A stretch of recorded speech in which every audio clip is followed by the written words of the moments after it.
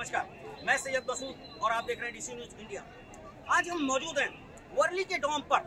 आपको बता दें, जो 16 अप्रैल के दिन महाराष्ट्र सरकार ने जो जीआर हिंदी को लेकर के जो जीआर पास किया था, जिसके विरोध में पूरे महाराष्ट्र भर में हिंदी और मराठी को लेकर के वाद विवाद शुरू हुआ था, जिसके बाद महाराष्ट्र सरकार को अपने कदम पीछे लेने पड़े थे और उसे रद्द करना पड़ा था। और जिसका विरोध महाराष्ट्र नवनिर्माण सेना और शिवसेना और इसी के साथ साथ कांग्रेस और राष्ट्रवादी ने भरपूर तरीके से किया था, जिसके कारण महाराष्ट्र सरकार को अपने कदम पीछे लेने पड़े और अब इस जीआर को रद्द किया गया। और इसी जीआर को रद्द करने के कारण जो विजय प्राप्त हुई है पूरे महाराष्ट्र की जनता की, और उसी विजय को विजय सोहळा के रूप में मनाने के लिए आज यहाँ पर डोम में महाराष्ट्र नवनिर्माण सेना, शिवसेना और राष्ट्रवादी और कांग्रेस पार्टी के लोग यहाँ पर मौजूद हैं। और आज आपको बताएंगे, अंदर की सारी तस्वीरें हम आप तक पहुँचाएंगे। यहाँ पर तो 20 वर्षों के बाद दो ठाकरे बंधु आज एक मंच पर नजर आएंगे। वो भी सारी तस्वीरें हम आप तक पहुँचाने की कोशिश करेंगे। आप लोग बने रहिए डीसी न्यूज इंडिया पर। ज्यांनी मराठी माणसाला उभं केलं ते हिंदू हृदय सम्राट माननीय बाळासाहेब। आज त्यांची पुढची पिढी इथे मंचावर एकत्र येऊन मराठीचा गजर पुन्हा एकदा करते आहे आणि त्या आजोबांचे 2 लाडके नातू आज आपल्या समोर मराठीचा झेंडा पुढे नेण्यासाठी सज्ज झालेले दिसत आहेत। अमित ठाकरे इकडे उपस्थित आहेत, आदित्य ठाकरे उपस्थित आहेत। मी त्यांचाही स्वागत करतो। या वास्तूला NSCI डोम असं म्हणतात, पण इथे आज देश पाहतोय मराठी भाषेवर होणाऱ्या अन्यायाविरुद्ध पेटलेला मराठी जनमानसाचा आगडोम। या सर्व मराठी प्रेमींना आता उत्सुकता आहे माननीय शिवसेना पक्षप्रमुख श्री उद्धव बाळासाहेब ठाकरे हे काय म्हणतात। मी त्यांना विनंती करतो की त्यांनी आपलं मनोगत व्यक्त करावं।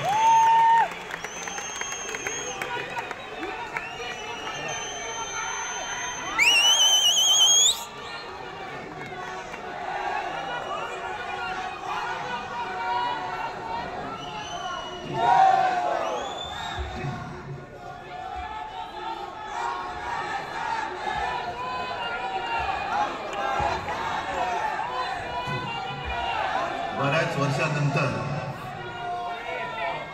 राज आणि माझी भेट व्यासपीठावर झाली। आता पंचायत अशी आहे की त्याने मला सन्माननीय उद्धव ठाकरे असं बोललेलं आहे।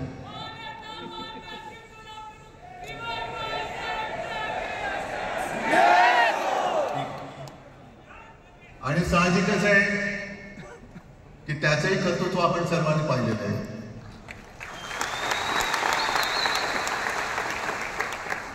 म्हणून माझ्या भाषणाची सुरुवात करताना सन्माननीय राज ठाकरे आणि जमलेल्या माझ्या तमाम मराठी हिंदू बांधवांनो, भगिनींनो, माता डिस्टर्ब करने आया है, तू एकदम आगे अप्रतिम मांडणी राजनी केली, एकदम स्ट्रेट जा। माझ्या भाषणाची काय आवश्यकता आहे असं मला वाटत कुठे जाणार तर आजच्या कार्यक्रमाची घोषणा झाल्यानंतर साहजिकच आहे सगळ्यांचं लक्ष हे आज भाषणाकडे। पण वैयक्तिक मला असं वाटतं की आज आमच्या भाषणांपेक्षा आमचं एकत्र दिसणं हे महत्वाचं आहे। सर्वप्रथम इकडे समोर सगळेजण बसले, ज्यांनी मराठी भाषेसाठी पक्षभेद विसरून एक मराठी माणसाची वज्रमूठ दाखवली, त्या सगळ्यांना धन्यवाद देतो। दीपक पवार पण त्याच्यात आहे,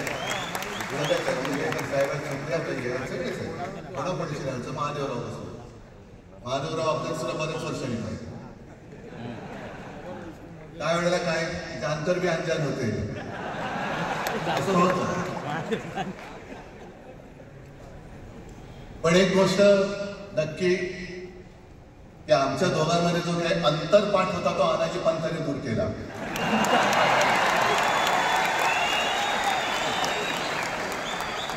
आता आक्षेपा टाकण्याची काही तुमच्याकडे अपेक्षा नाहीये।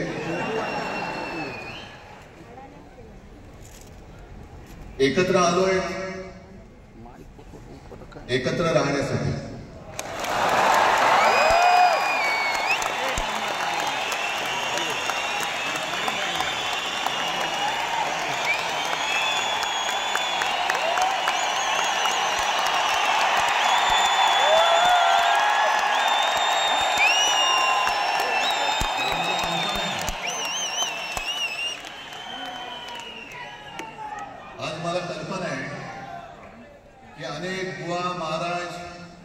हे बिझी आहे.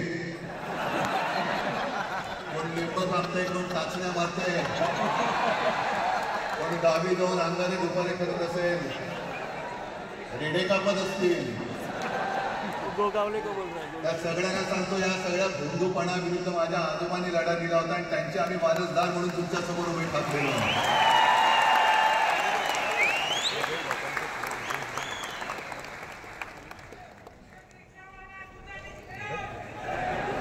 हे सगळं आपणच करून ठेवलेलं आहे.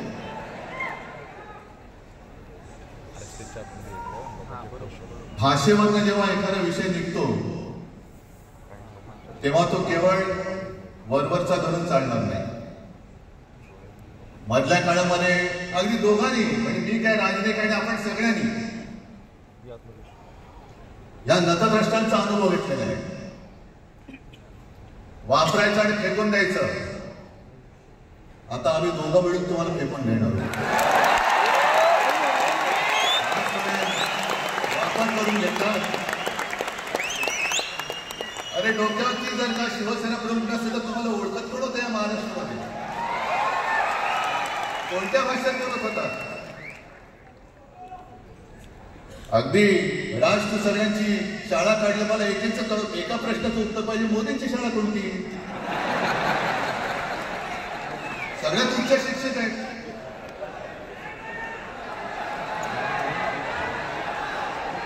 पण हे जे काही यांची मध्यंतरी बोललो ना, भाजप ही अफवांची फॅक्टरी आहे.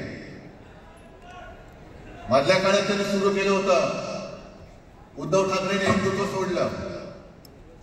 हिंदुत्व ही कोणत्याही भाषेची मुक्तकरी नाही.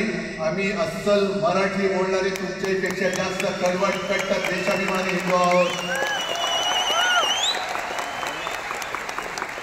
मुंबई से मेरे सहयोगी फरदीन खान और कैमरा पर्सन राज ठक्कर के साथ मैं Syed Masood, DC news India.